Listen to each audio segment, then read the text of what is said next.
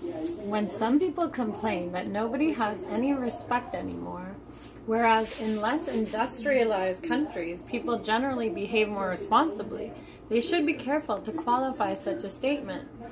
The Indian regions in the Himalayas, for example, are quite inaccessible and are relatively free from the effects of modern technology. It is a fact that there are very few burglaries or murders there and that people are content with what they have. There are even some places where it is traditional to leave one's door open when one goes out so that any visitors can make themselves at home and refresh themselves as they wait for the host to return.